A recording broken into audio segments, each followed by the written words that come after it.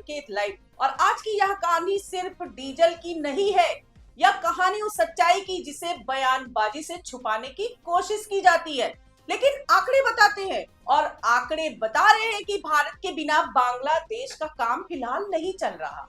पहले चावल मांगे गए और अब 1,80,000 टन डीजल की जरूरत पड़ी है, यानी करीब 13,41,000 बैरल डीजल। और यह डीजल कोई और नहीं बल्कि भारत ही देगा, वही भारत जिसे बांग्लादेश की अंतरिम सरकार और वहां के कुछ राजनीतिक चेहरे अक्सर आंख दिखाने की कोशिश करते हैं, लेकिन जरूरत पड़ते ही वही भारत सबसे भरोसेमंद सप्लायर बन जाता है। बांग्लादेश की अंतरिम सरकार के प्रमुख सलाहकार मोहम्मद यूनुस के नेतृत्व में चल रही व्यवस्था ने जनवरी से दिसंबर 2026 के बीच भारत से 1.8 लाख टन डीजल आयात करने का फैसला किया है। और यह डीजल भारत की सरकारी स्वामित्व वाली कंपनी नुमलीगढ़ रिफाइनरी लिमिटेड से खरीदा जाएगा, जो कि ऑयल इंडिया लिमिटेड की सहायक इकाई है। अब जरा इस सौदे के आंकड़े को समझिए, क्योंकि यहीं से असली खेल सामने आता है।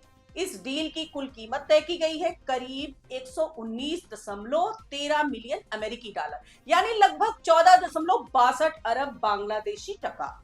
और ये फैसला बांग्लादेश की सरकारी खरीद पर सलाहकार समिति की बैठक में लिया गया, जिसकी अध्यक्षता वित्त सलाहकार सालेहुद्दीन अहमद ने की।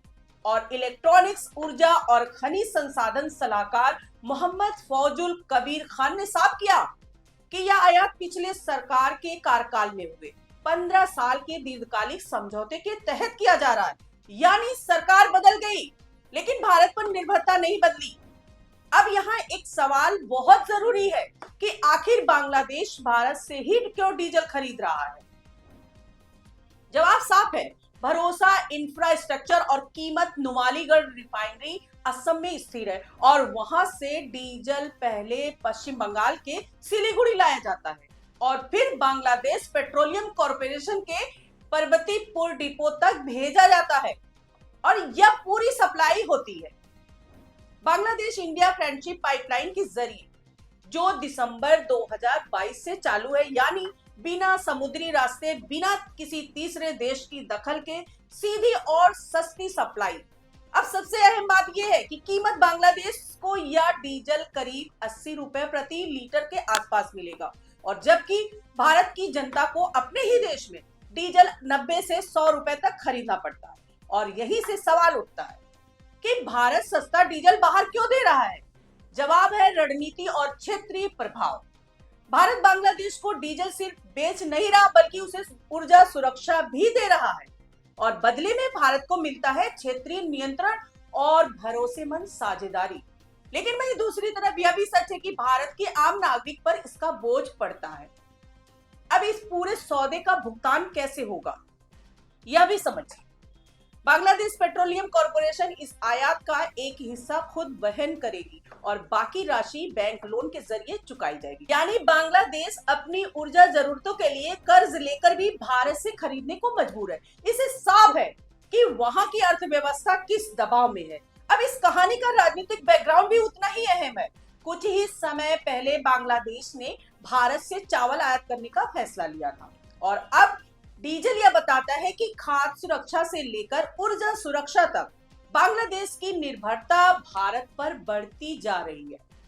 लेकिन इसी बीच भारत में एक और विवाद खड़ा हुआ। 16 दिसंबर को आईपीएल मिनी ऑक्शन में कोलकाता नाइट राइडर्स ने बांग्लादेशी गेंदबाज मुस्तफिजुर रहमान को 9.20 करोड़ रुपए में खरीदा। लेकिन बांग्लादेश में हिंदुओं पर हो रही हिंसा और हत्याओं के बाद भारत में इसका विरोध शुरू हुआ और आखिरकार मुस्तफिजुर को आईपीएल से बाहर कर दिया गया। इसके बाद बांग्लादेश ने आईपीएल प्रसारण पर रोक लगाई और भारत के खिलाफ तीखे बयान दिए। लेकिन सवाल ये है कि जब बयानबाजी चल रही थी, तब भी डीजल की पाइपलाइन बंद नहीं हुई।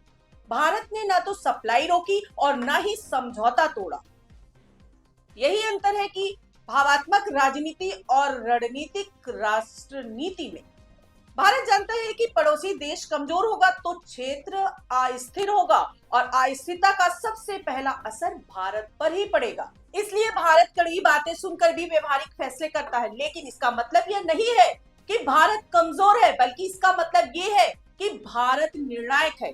आज बांग्लादेश की सरकार को यह मानना पड़ रहा है कि ऊर्जा के बिना अर्थव्यवस्था नहीं चल सकती और ऊर्जा के लिए सबसे आसान, भरोसेमंद और सस्ता रास्ता भारत ही है।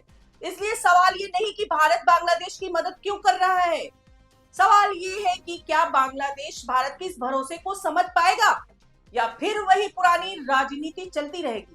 आंकड़े साफ है, पाइपलाइन चालू है, डीजल आ रहा है, चावल आ चुका है और जरूरत पड़ी तो आगे भी भारत ही खड़ा मिलेगा। लेकिन साथ ही भारत की जनता को यह सवाल पूछने का हक है कि देश के अंदर महंगा और बाहर सस्ता क्यों, और इस सवाल का जवाब पारदर्शिता और नीति से ही आएगा, क्योंकि यह सिर्फ डीजल का खेल नहीं है, यह शक्ति संतुलन, कूटनीति और पड़ोस की राजनीति का खेल है। और इस खेल में फिलहाल मोहरे नहीं बल्कि चाल भारत के हाथ में है। आज के लिए इतना ही। नमस्कार दोस्तों।